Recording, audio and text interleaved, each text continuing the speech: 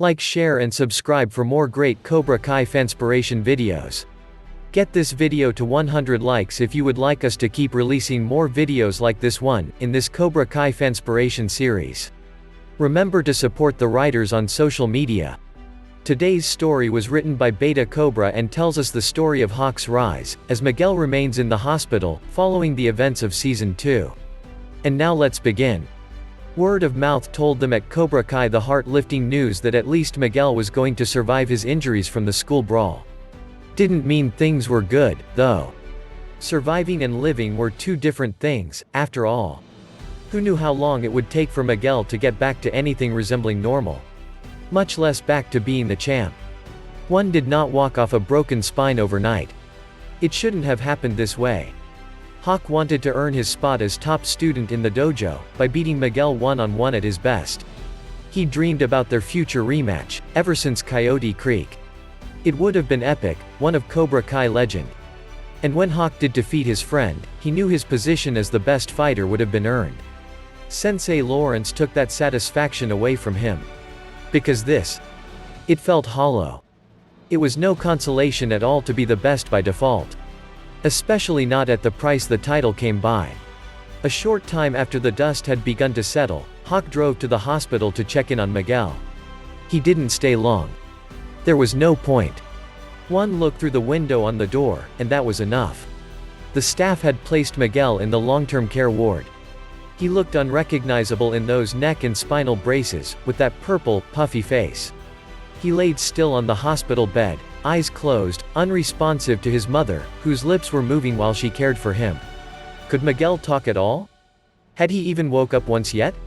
Seeing Miguel like that made Hawk's mouth go dry. It formed a massive lump in his throat that he couldn't swallow down. His eyes stung. Being honest with himself, he couldn't blame that on the harsh fluorescent lighting. Blinking the weakness back into submission, Hawk remembered what Sensei Kreese had told him earlier. The moment those tears leave your eyes, you lose.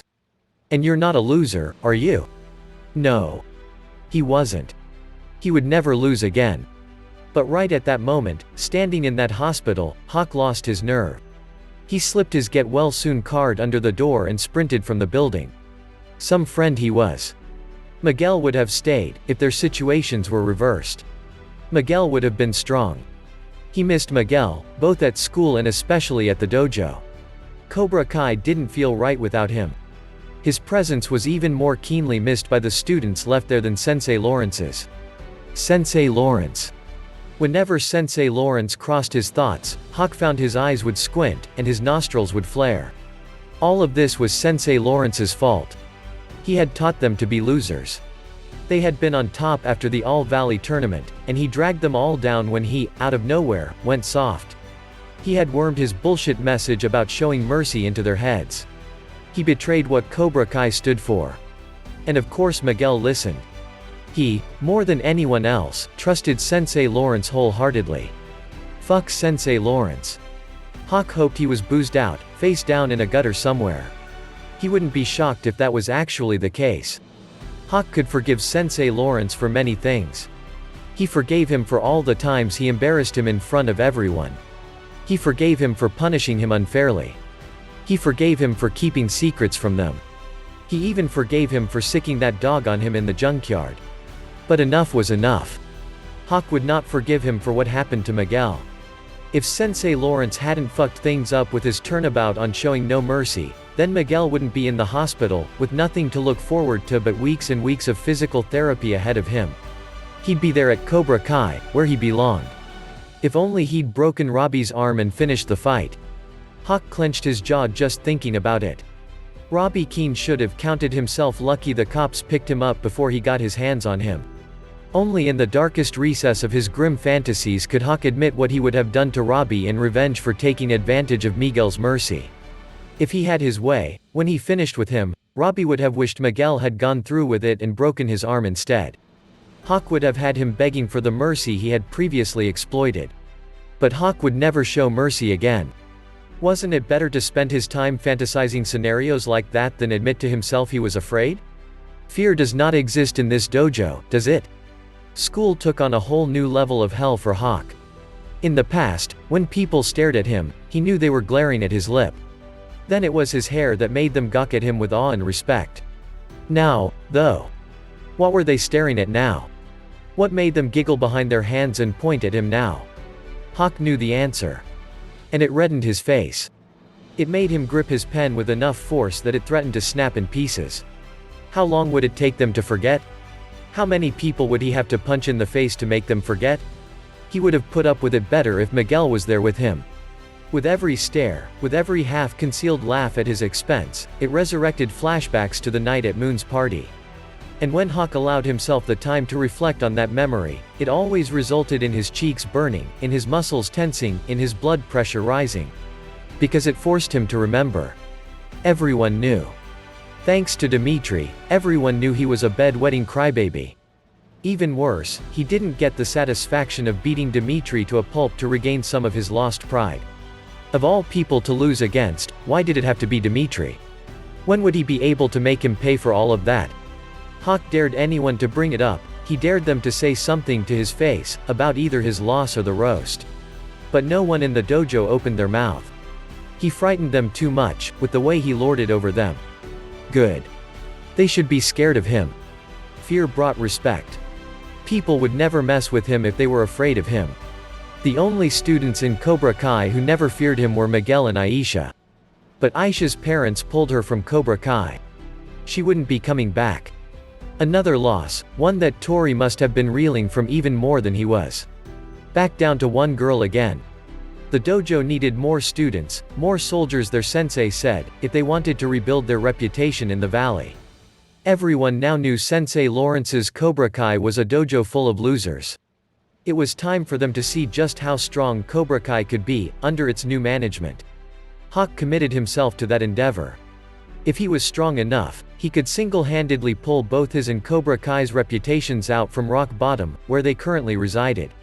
He didn't care how many bloody knuckles and black eyes it would take to make that happen. At home, his parents finally stopped remarking about the bruises on his face. They didn't even say anything when he showed up to the dinner table with a fresh one evening. Maybe it sunk in at last that he would maintain a stony silence to all of their questions regarding the topic. It was the only way to get them to stop. They'd barely left him alone about it since the school fight. Although they made no comments, Hawk still saw the concern on their faces. He detected it in their furrowed brows, their creased mouths, and sad eyes. It almost made him laugh. Weren't they used to seeing him hurt by now? What difference did it make if the bruises were on the outside or the inside? They should just be glad he'd dished the hurt back, that he hadn't simply stood there and taken it like he used to. His mom and dad strained their faces to form smiles while they made small talk at the table, asking him how his school day went and whether he had any homework to finish. And Hawk played along with the farce, because at least they weren't butting in about things at Cobra Kai. But they didn't fool him. He scared them, just like the kids at the dojo. It was different, though. Unlike them, his mother and father weren't scared of him, they were scared for him. Worrying themselves sick that he'd become one of those troubled kids. Frightened that they were losing him, and they could do nothing to stop it. Hawk wished it didn't have to be this way. But what was the alternative?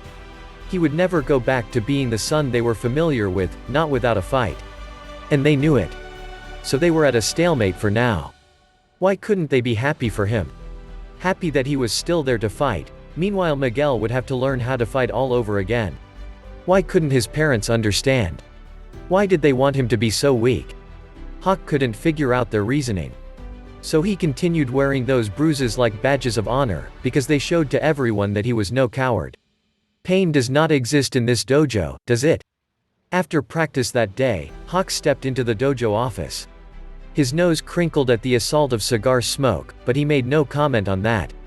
He stood, hands behind him, eyes on the back of the head of his instructor, who leaned in the chair, staring at the wall like it was the most interesting thing in the world. Probably preoccupied with his own thoughts, Hawk assumed. Should he disturb him? What is it? A gray cloud of smoke followed the question. But Sensei Kreese did not turn around. Burying his misgivings, Hawk pieced together his scattered thoughts, trying to think of a way to vocalize them. Sensei, I was thinking about what happened to Miguel. Behind his back, his hands clenched into fists. Another puff of smoke. That's only natural. It's still also fresh, isn't it? Yes, sensei. It kept sneaking up on him, so stealthy he didn't realize it was there until his heart started thundering in his chest. He would close his eyes and see Miguel broken on those stairs, or laying debilitated on that hospital bed instead. Then suddenly Hawk would sneer, his fists would shake by his sides, and his blood would begin to boil. That wasn't how he wanted to see Miguel in his mind. It was to the point he wished he didn't have to feel anything at all anymore, that he could become totally numb. Maybe all he really wanted was for someone to tell him things were going to be okay, and mean it. After a nervous swallow, he asked, "Sensei, we're going to win next time, right?"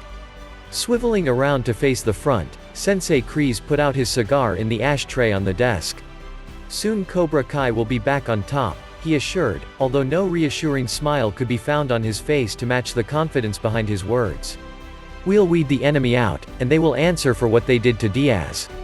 In due time.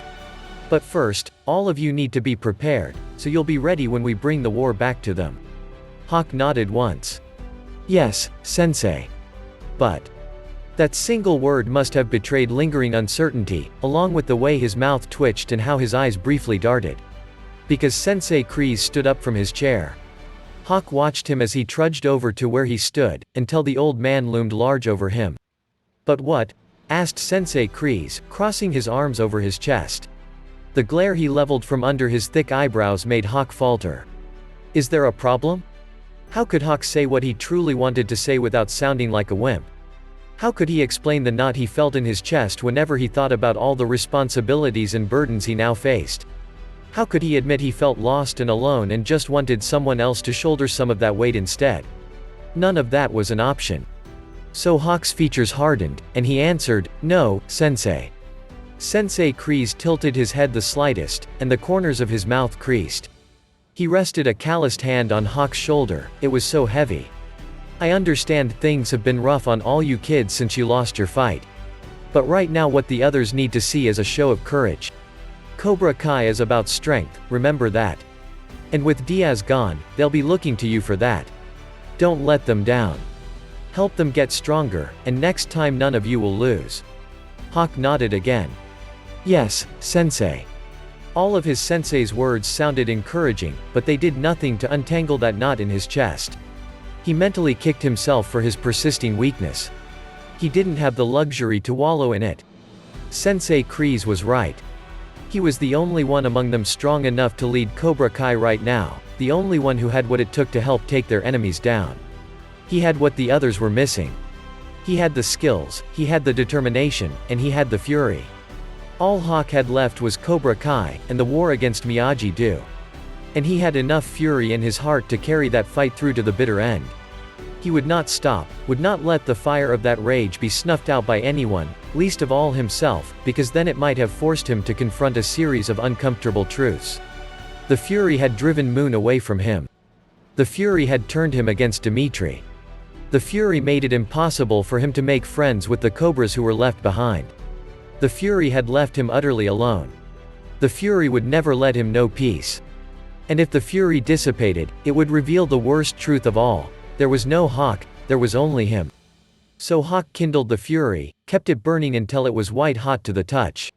He wanted to scream and reach out with all his untethered rage and crush his enemies, everyone who was responsible for this. And he swore to himself he would. Before all was said and done, he would be the one to avenge Cobra Kai, to avenge Miguel, and take down Miyagi-Do once and for all. Defeat does not exist in this dojo, does it? And that's the end of the story for now. Did you enjoy it? Would you like a part 2? Help get this video to 100 likes, if you would like us to release another part in this series of Cobra Kai Fanspirations. Don't forget to subscribe, and please share this video on Facebook, Reddit, Instagram, Twitter and other social media platforms, to help other Cobra Kai fans discover these videos. And we'll catch you in the next one. Peace.